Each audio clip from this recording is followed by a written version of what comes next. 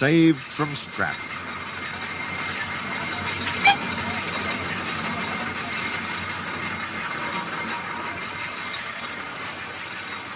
There is a scrapyard near Edward's station. It is full of rusty old cars and machinery. They are brought there to be broken up. The pieces are loaded into trucks, and Edward pulls them to the steelworks, where they are melted down and used again. One day, Edward saw a traction engine in the yard. "Hello," he said. "You're not broken and rusty. Well, what are you doing there?" "I'm Trevor," said the traction engine sadly. "They're going to break me up next week." "What a shame," said Edward. "My driver says I only need some paint, brasso and oil to be as good as new," Trevor went on sadly. "But it's no good. My master doesn't want me. I suppose it's because I'm old-fashioned." Edward snorted indignantly. "People say I'm old-fashioned, but I don't care. The Fat Controller says I'm a useful engine." "My driver says I'm useful too," replied Trevor. "I sometimes feel ill, but I don't give up like these tractors. I struggle on and finish the job. I've never broken down in my life," he ended proudly. "What work did you do?" asked Edward kindly. "My master would send us from farm to farm.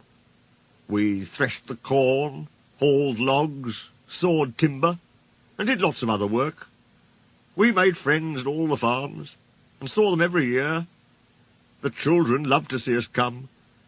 They followed us in crowds, and watched us all day long. My driver would sometimes give them rides." Trevor shut his eyes, remembering. "I like children," he said simply.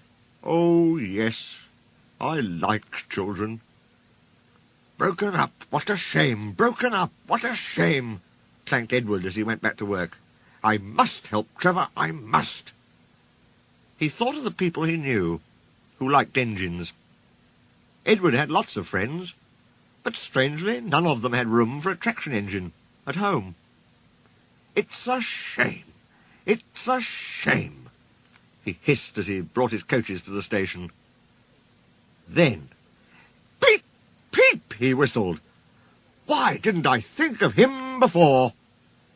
Waiting there on the platform was the very person.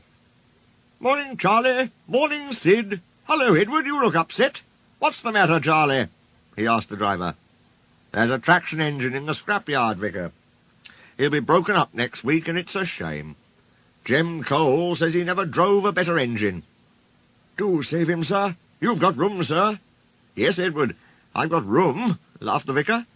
"But I don't need a traction engine. He'll saw wood and give children rides. Do buy him, sir, please." "We'll see," said the vicar, and climbed into the train. Jem Cole came on Saturday afternoon.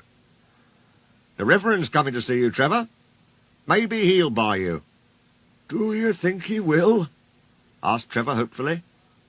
"He will when I've lit your fire and cleaned you up," said Jem.